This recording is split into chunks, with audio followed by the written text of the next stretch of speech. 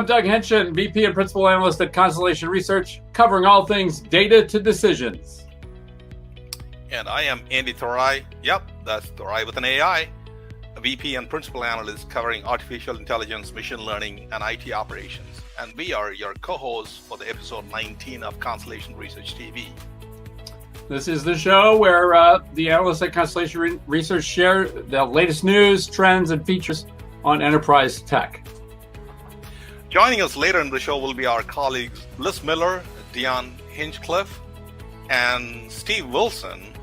And then Doug will close out the show with a one-on-one interview with the San Jose Sharks president and former SAP, that is, CMO Jonathan Becker.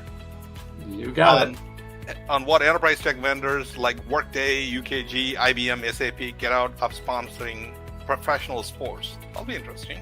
Yeah, and he's Jonathan Becker, longtime friend of Constellation, has been on a lot of our sports panels, and he's structured a lot of those deals for SAP. Now he's in sport at the San Jose Sharks, so great to get his perspective from both sides.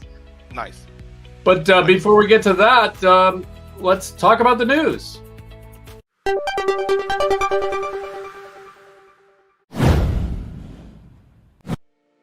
So, Andy, what's new in your world since the last episode of CRTV? A few items, right? So one of the items actually that's in your backyard that we need to talk about. You might have heard about that. Databricks raised gazillion amounts of money to do AI right? I mean, Series H, 1.6 billion funding. First, when I saw that, I thought, okay, 1.6 billion valuation, that's nothing. Then I realized that's 1.6 billion funding. That's 38 billion valuation. That's crazy, right? But then again, if you look at their numbers, they have grown from 425 to 600 in ARR. But the bottom line is this, right? The AI funding is trying to figure out a way to fund the companies, particularly the companies, the platform side of AI, ML, companies like DataRobot, H2O are trying to do things, even Amazon's SageMaker.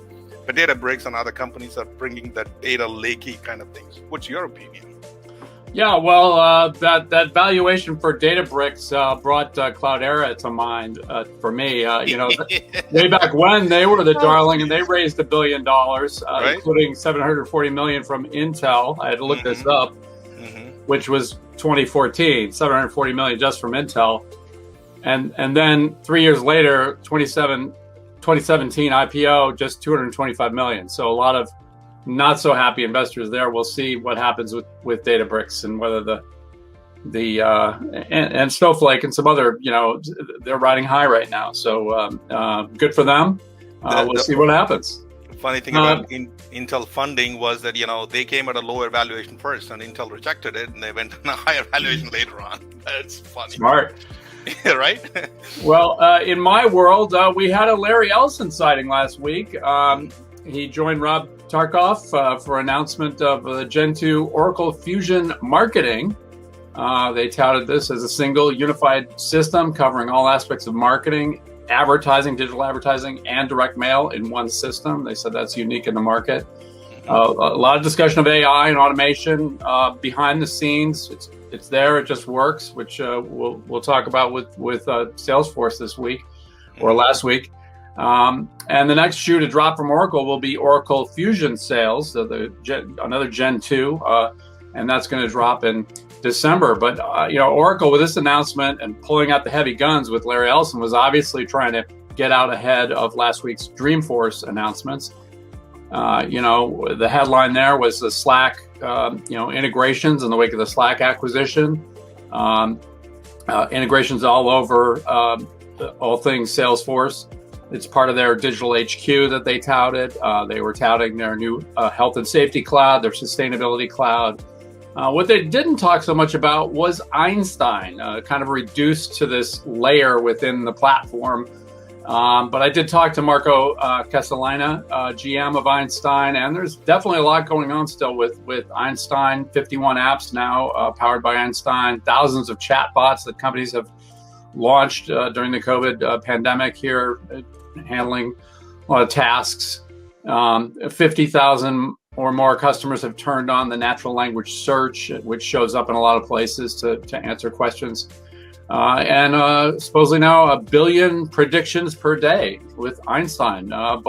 So Einstein is alive and well, but PR-wise, he's kind of in exile. Didn't see much of him. So no longer the shiny new thing. The crown, that crown goes to Slack for sure. What's your take on Dreamforce, Andy?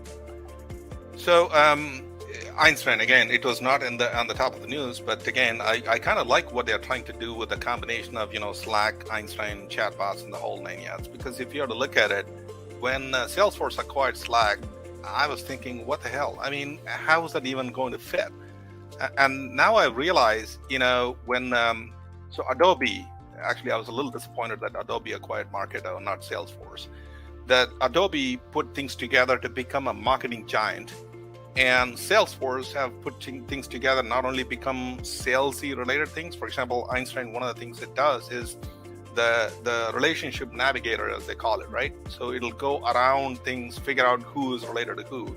And LinkedIn, Microsoft took a stab at it with a sales navigator and a few other things, which didn't go much anywhere. But, they are going after that market of relationship, telling you how to improve your sales efficiency. So when it comes to sales, they are it. And plus on top of it, the Slack apps, that's brilliant in my mind, because they're going to, do things by getting into the enterprise workflow, including IT operations, bringing in the right experts. I'm quite excited about that. Yeah, they talked about it in an analyst session that, the Einstein chatbot capabilities are definitely coming to Slack. But we can't talk about Dreamforce. We can't talk about, Oracle Fusion Marketing without checking in with our resident marketing expert, Liz Miller. Liz, welcome. Hey guys, what's up? Good to see you. What do you think? It's good to see you. It's been a little busy this week. We've been seeing lots of stuff. Well, actually, this week will be last week by the time. I know. But next week will be busy too. Still works. Okay. What'd you think of Dreamforce? It was all of the things that I have come to expect from Dreamforce, but in a little bit of a different mix, right? I think when you think of Dreamforce, you think of big party, super excited trailblazers, right? Like balls bouncing through the audience, like a cool Ohana moment where someone sings. It's this celebration of all things community around Salesforce, right? And I think as an analyst, I've come to learn that, there's an awful lot of news that happens around Dreamforce too. But in my mind, still as a marketer, I still think of Dreamforce as being that party. And I think it definitely, it delivered. It delivered in this kind of new format that worked. I mean, and I will say I like Salesforce Plus. Clean, simple. I like it. I mean, production value, like they did not look at Salesforce Plus as a place they could dump stuff afterwards. And that was my big worry, right? Like my big worry was they were going to use Salesforce Plus as like a holding pen for stuff they had already recorded.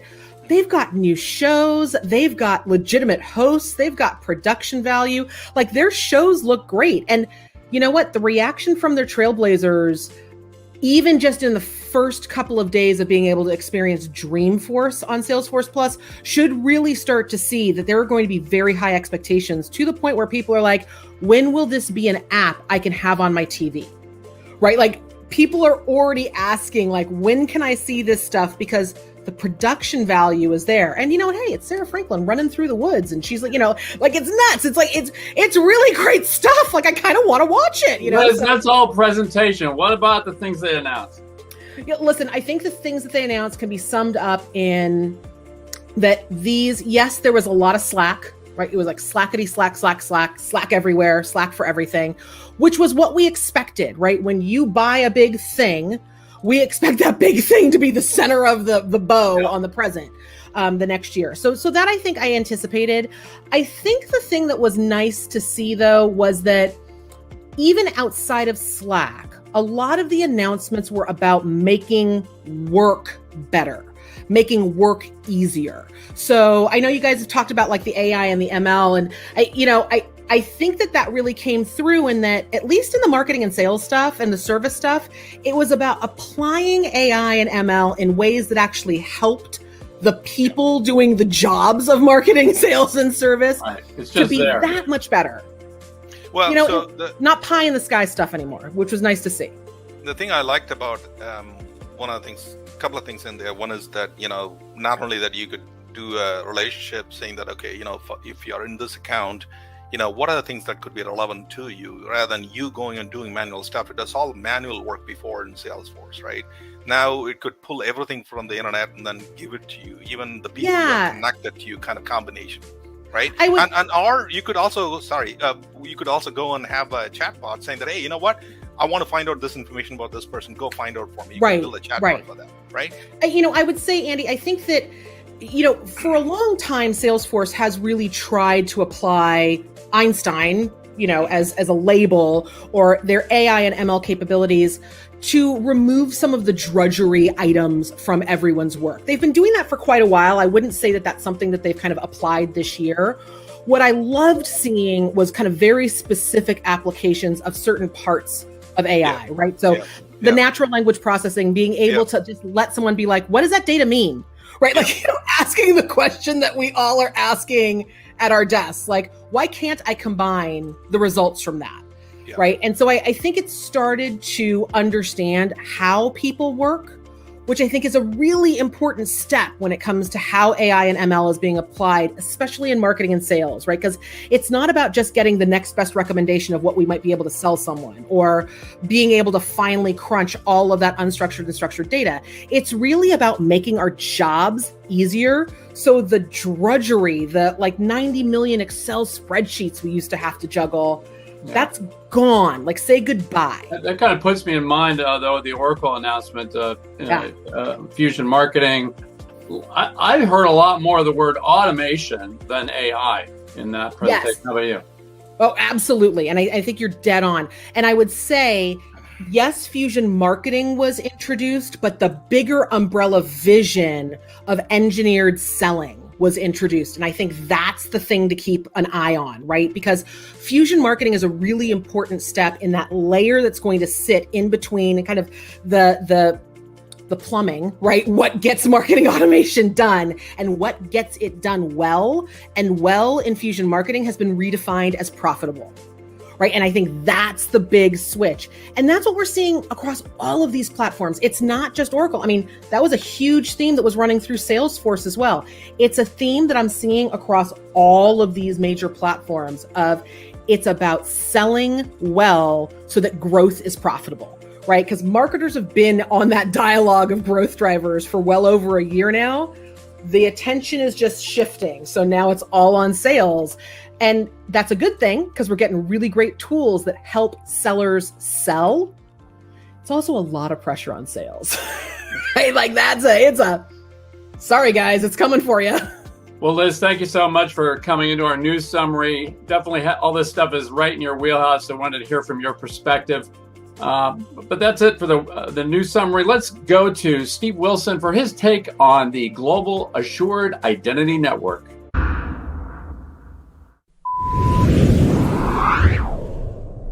Hi, Steve Wilson, Principal Analyst in Digital Safety and Privacy. It's good to be with you again. It's been too long. I want to talk to you about the big thing that's happening in my area at the moment, GAIN, the Global Assured Identity Network. It was announced at the European Identity Conference in Munich just last week. It's huge. It's a proposal developed by 150 identity professionals under the auspices of the OpenID Foundation and the International Finance Institute, I think it is, and it's got a lot of attention. My first impression of GAIN, I'm afraid, is a sense of deja vu. We've seen this sort of high-minded concept before, where the trustworthiness of banks or other institutions is taken as the foundation of a new digital identity model. GAIN is expressly based on trust in banks. The idea is that we have a high level of trust in banks, so we're going to trust banks with what they do in identity. Now, there's just a couple of problems. First of all, trust is not transitive. If I trust my bank and my bank trusts Alice, then can I trust Alice? No. The problem is that trust is not the right word. if banks have established some facts and figures about Alice, then that's great. Are those facts and figures important to me? And the question is, are the banks going to vouch for those facts and figures outside the relationship that they have with Alice? I think we should even think about the trust that we have in banks. It's highly contextualized. We don't trust banks with our lives. We don't even trust banks with our money. We all have multiple bank accounts. We use different banks for different financial products, different financial needs. And then, of course, there's the deposit guarantee laws. So sorry to get technical, but there are legal protections, at least for consumers, against retail banking disasters. So I think that this is a classic case of my favourite old saw: it's good to trust, it's better not to. We need to be much more precise. I think we need to stop bandying around this word trust. I think we even need to be more careful with identity. Modern digital identity is boiling down to credentials and attributes. It's about high quality information. It's about the provenance of information, proof of control, and fidelity. Now, I note that GAIN has settled on a different language. It's settled on the idea of an identity service provider instead of the obsolete old term identity provider, which is something that just hasn't succeeded in the market. So my impression was a bit ordinary, but when I dug deeper, I found a really strong sign of something new in the GAIN proposal. They have sketched out a four-cornered network model. It's a lot like the old credit card processing model. In the GAIN proposal, identity information is processed on the relying party side by something that's a bit like an acquirer. Now, I won't go into detail, this gets a bit technical. Stay tuned for a blog. But the point is that digital identity has always needed this sort of two-sided infrastructure to succeed. Now, I don't mean technology, but rather I mean the business connections, the rules, the standard contracts, the fee structures that underpin card payments, and I think that need to underpin identity. The card system scaled to the entire planet thanks to the support structures that enable merchants to accept card payments from strangers. Now, that support was partly about terminal equipment and gateways, but it's much more important that there are a standard set of agreements and a fee structure where merchants pay a small and basically reasonable fee for being connected and getting reliably paid by customers they don't know. So the secret sauce of the credit card system is the standardized merchant service agreement. I can see standardized data sharing agreements in the near term, supported by commercially sustainable infrastructure, the sort of thing that's being modeled by GAIN, where everybody pays just a little bit for the shared benefit. GAIN touches on these issues. It's tantalizing, but they haven't yet committed to some sort of structure. They haven't even committed to a corporate entity that would represent the interests of this group and you could form contracts with. So I think that that's the next step. There's a bit more work to be done. But believe me, this is the holy grail in my industry and beyond, a two-sided market for reliable data sharing. And I've got to say, it's really nice that you can still be surprised in our business. So I like what I see. I'm staying tuned for more. Stay tuned for my blog, and I'll see you soon. Cheers.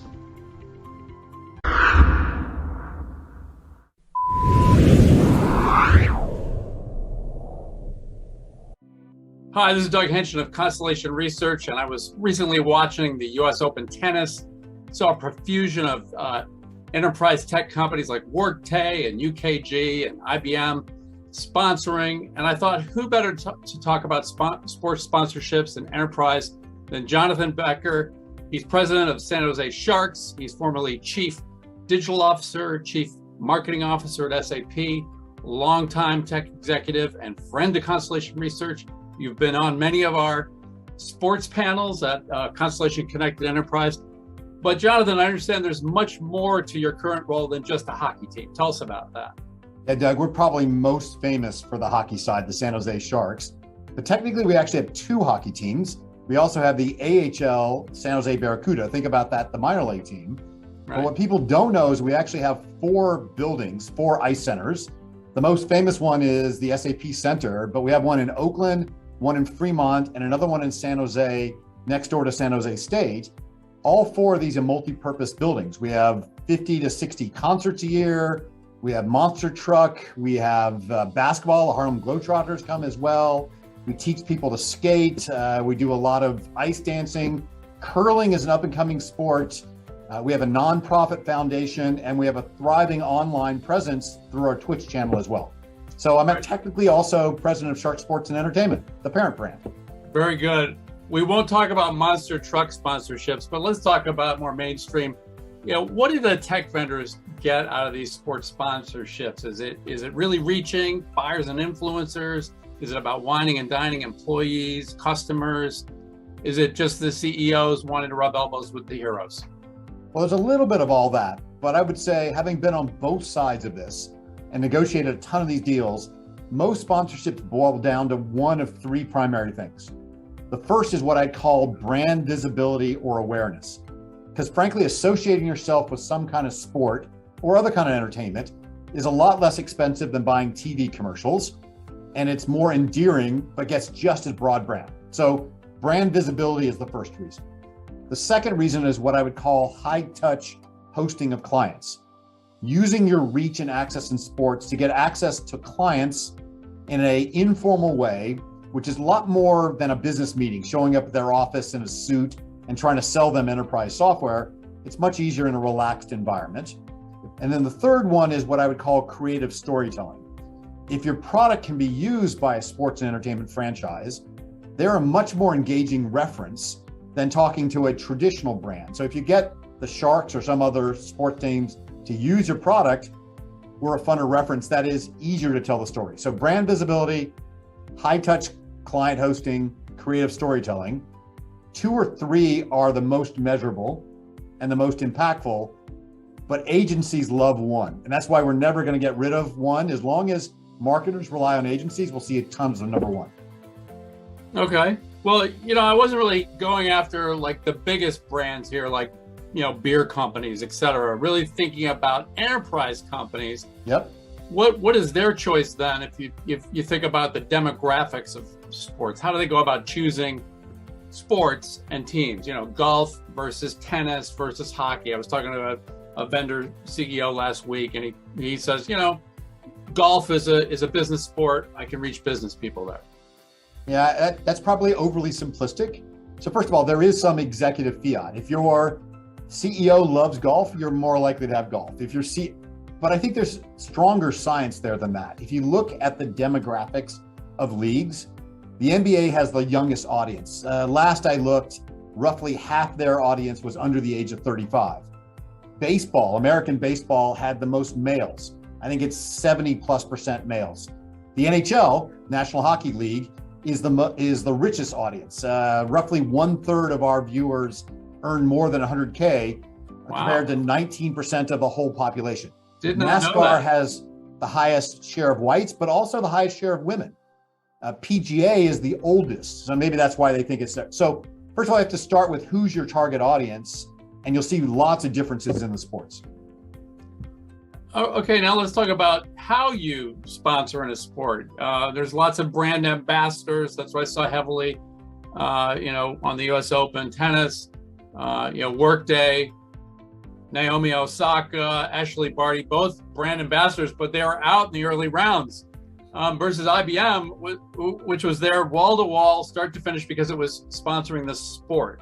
Maybe you could talk a little bit about those sorts of choices. Yeah, so there's essentially 3 levels that people make decisions. There's the league level, there's the team/venue level, and there's the individual level. And unless you're a gigantic brand with a huge pocketbook, I don't recommend the league level. I mean, please, whoever listens to this, I'm not suggesting you don't do the league level, but that is the broadest reach. And for example, if you were to sponsor the Sharks versus the NHL, we index much higher on women, on Hispanic population, on South Asian than the overall league does. That's important to some brands and not important to other brands. So it's easier to figure that at the team level. To me, brand ambassadors at the individual influencers can be a good strategy, but it's very risky. Because not only, you said they could be out in the early levels of the sport, but incidents happen as well. We all remember what happened to Tiger Woods some years ago. And Naomi. And et cetera. And you may or may not want that person associated with your brand. So from the brand side, if you're going to go to the individual, I say go early in the career, particularly now that the NCAA has allowed what's called name, image, and likeness. Your input and your risk is lower because you're going to spend money, and maybe your player becomes more productive later in their career and you started earlier. But if they go in a different direction, you can cut from there and not actually worry about the price. That is going to be very interesting. And in fact, that CEO I was talking to last week was talking about getting younger players at a lower cost. Maybe instead of getting 1 star, get 5 earlier players and then hope for loyalty. And as that vendor gets larger, their hope is to, follow them up into the big leagues. That is an emergent strategy. I would agree. Yeah. So let's talk about your role. I mean, what's in it for the teams? What do you get out of it other than the money? And do these sponsorships just go to the highest bidder? Well, it's easy to think that from our side, it's just a check. But in fact, I'll tell you on the record, without picking on any particular company, several times since I got here 4 years ago, we have not gone with the quote unquote highest bidder because it's more than money. We're associating our brand with their brand. And so therefore we want to make sure we line up. In fact, I don't like to use the word sponsorship anymore because it feels very much like a pay to play. Internally, we talk about we're moving from brand sponsorships, which are based on eyeballs, to purpose-based partnerships with shared objectives. And so from our perspective, one of 3 things happens. One is there's something new that we're trying to do, and we look for a partner that wants to experiment with us in that space as well. I'll give you an example of that in a second. Number 2 is we need some tech, or somebody has some new tech and we want to jointly experiment in an area that they will use their experience to then go sell it to somebody else. And I can give you an example of that. I want to hear examples because you got to be peaked. Okay. And number 3 is we're very much of a community-based brand. We do a ton of stuff in San Jose and the surrounding area. And we look for other brands that want to extend their impact from a cultural kind of help the community as well. So let me just give you some quick examples. So for starting on the first one, 2 years ago, we didn't have a Twitch presence. We had never simulated hockey games or anything else. So we did what most sports teams have done, which is we did the automated mode. We play Anaheim or Vegas or something, and it's really nothing more than one computer simulating a game against another computer. And frankly, that gets boring really quickly because what you like about live sports is you just don't know what's going to happen. It's spontaneity. So we decided that we wanted to inject actual humans into the game. We'd go to you, say you're a super fan, Doug, of hockey. We'd say, how tall are you? Do you shoot left or right? What's your number, etc. And we'll infuse you in the EA game itself, playing alongside your favorite player, who might be Brent Burns or somebody like that. But you're not going to play the same way the computer plays. You're going to make mistakes and stuff like that. In fact, the very first time we did this, a player got injured, not in real life, got digitally injured, and then demanded their money back. Some things don't change in a digital world. They're the same thing in a physical world. So as we did more of this, we realized, we should get our partners involved as well. So we went to our partners and said, who cares about this young, which of you cares the most about these 20-something teenage audience?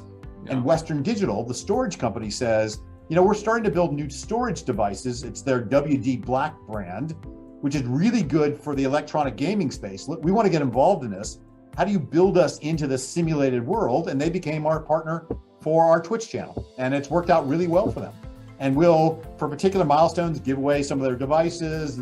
They actually publicize our channel as well. And we've grown together in the sport. And the community angle you talked about?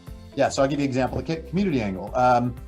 And 2 examples. One is Kaiser is our team doctor, and yet they're a local health facility as well. Right. They want to figure out ways to get kids out and not actually playing electronic video games, to use the previous example as well. They need a way to teach people about healthy living programs systematically, and they particularly care about 4th, 5th, and 6th graders. So we partnered with them to create a stick to fitness, stick in hockey as well, right, where we jointly donated black tops. You don't have to be able to skate, but what we actually call teal tops. We actually pave them as well.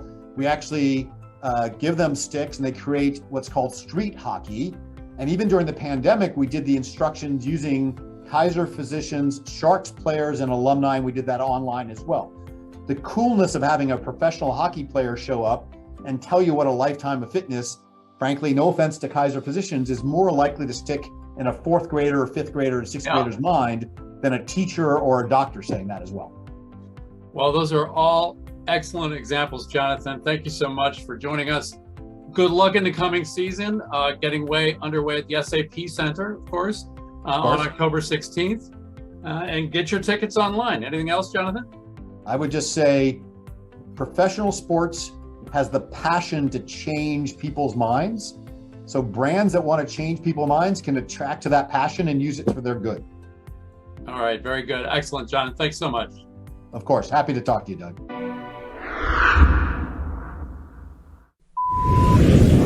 Well, that's a wrap for episode 19 of Constellation Research TV. Get set for next episode coming up in 2 weeks. That's right. Join co-hosts Holger Mueller and Liz Miller on Wednesday, October 13th at 9 a.m. Pacific time. And in the meantime, follow us on Twitter at ConstellationR and on LinkedIn, and follow the hashtag CRTV. That's all for now. Thanks for watching and have a great week.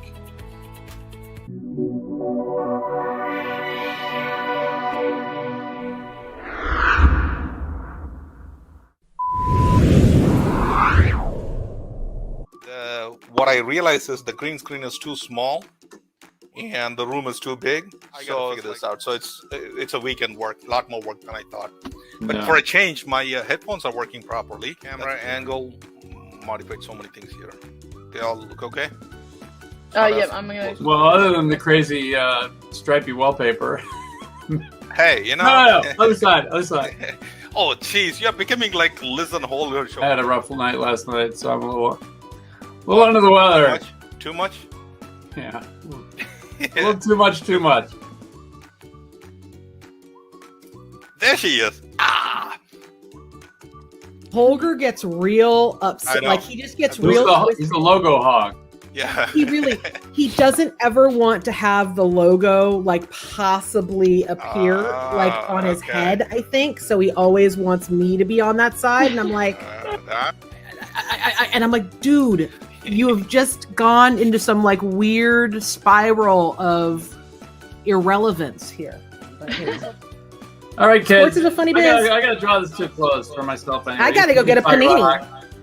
It's lunchtime here, Doug Henson. I need a panini, damn it. I gotta go. I really gotta go take a nap. Doug needs a nap, and I need a panini. Those are gonna be our official CCE t-shirts, Doug. Doug's is just gonna say, I need a nap, and mine's gonna say, I need a panini. And then we're just gonna be done. Yeah, and we can flip revelry last night. So anyway. Bye, guys. I'll talk to you guys later. Thank you. Seeing you all.